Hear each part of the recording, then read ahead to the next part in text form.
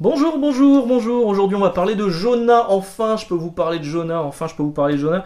En fait, ça fait un petit moment que je l'ai avec moi. Je vous l'ai peut-être vu passer dans les décors, etc.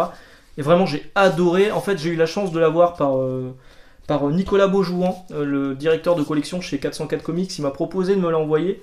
Ben, j'ai dit oui, et parce que je suis fan de Chris Samney pour le coup. Et j'ai trouvé ça génial. Alors, c'est pas du tout une vidéo sponsor. Je lui ai jamais promis que j'allais faire une vidéo, mais évidemment, évidemment, si j'aime, j'en parle. Parfois, j'aime pas, j'en parle aussi. Et j'ai adoré. Et j'ai adoré. Je ne saurais que vous recommander Jonah. Franchement, c'est hyper bien. C'est hyper bien. Et je vais vous expliquer pourquoi. Alors, j'ai eu une petite plaquette aussi avec un petit dessin qui est plutôt cool. Bon, ça reprend le dessin de la couverture que vous avez là. Hop, hop. Donc, chez 404 Comics. Donc l'histoire elle est assez simple, c'est une petite gamine là qui n'est pas sans rappeler Sangoku dans Dragon Ball, hein. On sent clairement les aspirations de Sangoku dans Dragon Ball, mais moi elle m'a aussi fait penser à un autre personnage, et là je vais parler aux gamers. Est-ce que vous vous souvenez de Tombi, aussi appelé Tomba, alors je sais plus si c'est Tomba au Japon et Tombi à l'étranger, ou si c'est l'inverse, mais c'était pareil, un espèce de petit bonhomme des cavernes avec les cheveux rouges comme ça, ébouriffé. Bah clairement, là, c'est ça quoi. C'est clairement ça, sauf que c'est une fille. Et oui, clairement, elle fait penser à du Dragon Ball.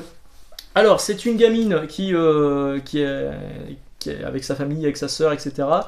Il y a un moment, elle va combattre un kaiju. Il y a des kaiju, des monstres géants qui arrivent, et puis en fait, elle disparaît. Donc sa sœur va partir à sa recherche, elle va retomber sur elle, mais elle est devenue complètement une petite sauvageonne. Et c'est super bien. Et ça me fait penser aussi, alors je parlais des gamers, à Joe Mac. Je sais pas si vous vous souvenez de Joe Mac, Caveman Ninja, je crois que c'était. Je crois que c'est disponible sur le store de la Nintendo Switch, si vous êtes abonné online.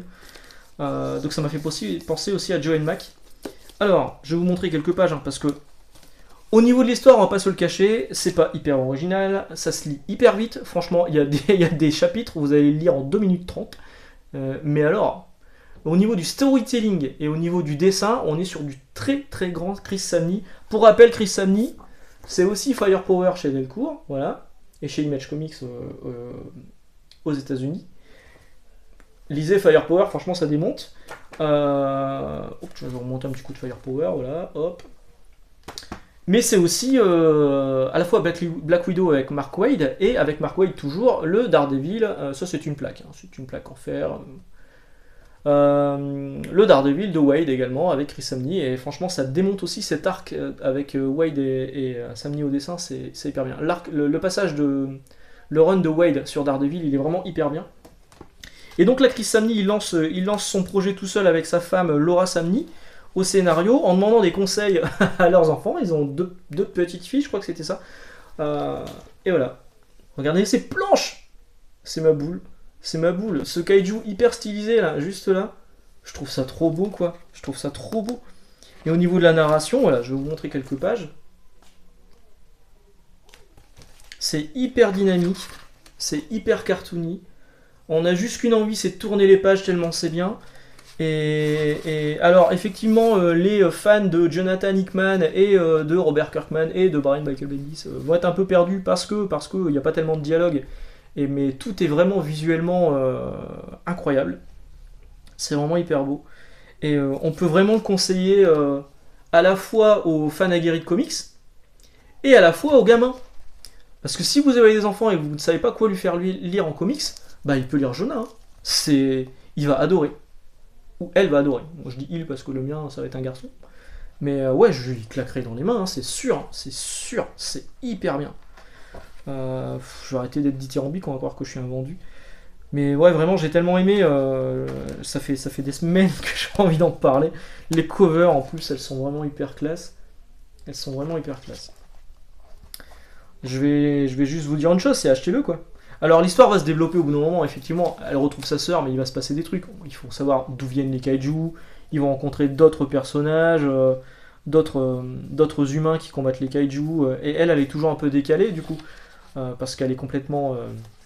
Elle est hyper costaud en fait. Elle est hyper costaud. C'est vraiment Son Goku, hein. Elle est hyper costaud et donc elle va sauver les mecs de plusieurs situations un peu compliquées.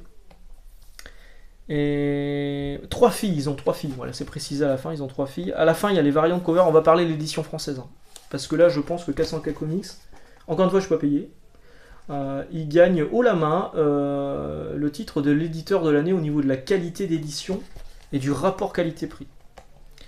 Le papier, c'est pas du papier brillant, ça laisse pas de marque, c'est du papier un peu mat. Alors, je sais que Nicolas Beaujouan n'aime pas qu'on dit papier mat, donc je vais sortir le papier exact dont il est question. Je vous en ai déjà parlé sur Big Girls, je vous avais dit, il y a des trucs qui sont plutôt marrants, qui sont écrits sur la couverture et tout. Bah là, c'est pareil. En fait, ce qui est écrit là, le premier tome de cette aventure hors norme a été publié pour la première fois en août 2021 aux États-Unis par Robin Herrera et Zach Soto. Donc, ils donnent les éditeurs américains, hein, quasiment personne ne le fait. Aux éditions Onipress, oui, c'est un titre Onipress, c'est pas un titre Image. Il regroupe les 4 volumes de Jonah Impossible Monster, donc 4 numéros. Mais c'est des numéros qui sont un peu oversize. Hein. Donc franchement, vous n'êtes pas volé au niveau de la pagination. La présente édition est un cartonné solide drapé dans une jaquette poster. Spoil. Je vous ai spoilé la jaquette poster. Permettant au lecteur de se cacher des monstres environnants. Elle est cependant limitée à son premier tirage. Voilà, le premier tirage, vous avez une jaquette poster. Je vais vous la montrer. La jaquette poster. Son papier tendre et puissant comme Jonah est un offset amber graphique sans bois. D'un poids de 150 grammes et d'une main de 1,25, et afin de souligner que rien n'aura été pas possible pour son édition. Je vais vous parler de la traduction également. Ce livre a été édité par Nicolas Beaujouan. La traduction, justement, elle est plutôt bien sentie, parce qu'il y a des expressions qui ont été complètement adaptées. Il y a Jonah qui parle un peu comme une enfant, machin. Donc elle dit à un moment Mazette, ça m'a fait rire, Mazette. Elle sort aussi Agade. Les enfants disent ça. Agade, Agade. Agade, la télévision Épidore, voilà, c'était un sketch des nuls, je crois. C'était les nuls ou les inconnus Je crois que c'était les nuls, dans la télé, les nuls. Voilà, donc je vous ai dit qu'il y avait une jaquette poster, donc ça c'est la pochette classique. On enlève, hop là. Voilà. Ah, c'est le dos aussi. Le dos, il est rond. Voilà, c'est pas un dos carré, ce qui fait que ça évite que dans le temps, ça s'abîme trop. Alors, on a souvent le cas chez Urban, un peu moins chez Panini. Mais ça a tendance un petit peu à se déformer au niveau du dos. Et je vous parlais de la jaquette poster, donc la jaquette elle est là. Et en dessous, voilà. C'est pas trop bien sans déconner. Franchement, c'est trop bien. On voit ça parfois sur les mangas, c'est beaucoup plus rare sur les comics. D'autant les jaquettes. Hein. Il n'y en a pas souvent des jaquettes. Moi j'aime bien, hein. C'est un truc du manga. Mais donc c'est limité à la première édition. Et un truc qui est aussi pas mal, c'est là, voilà, donc vous avez le prix qui est ici, 14,95€ pour la qualité d'édition qui est proposée, franchement c'est donné, et c'est écrit, prix toute taxe comprise en France, merci, voilà, en plus l'éditeur vous remercie, ça c'est plutôt cool, vraiment j'ai beaucoup aimé, j'attends vraiment le numéro 2 avec impatience, à voir si je le prends en VO peut-être cette fois, et c'est cool. Vraiment, c'est cool. C'est un vrai coup de cœur. Pour le coup, c'est un vrai coup de cœur. Je vous invite fortement à vous le procurer, que ce soit pour vous ou pour vos enfants ou pour les deux. Et à ne pas traîner parce que si vous voulez la jaquette poster, c'est le cas seulement de la première édition. Donc ne traînez pas, laissez-vous. Franchement, faites-moi confiance. Je sais qu'il y en a beaucoup qui suivent mes conseils dans les vidéos. Encore une fois, ne vous attendez pas à de la grande littérature, mais vraiment au niveau du dessin, vous allez en prendre plein les mirettes.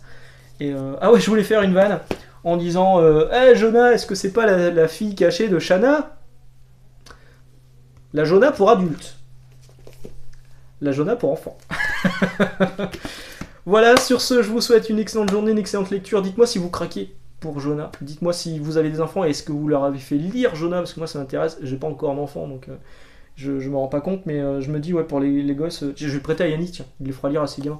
Je vous souhaite une excellente journée, je vous l'ai déjà dit. Foncez en librairie pour choper Jonah. Soutenez 404 Comics. Et puis, ben, à bientôt. À dimanche, si tout va bien. Ciao!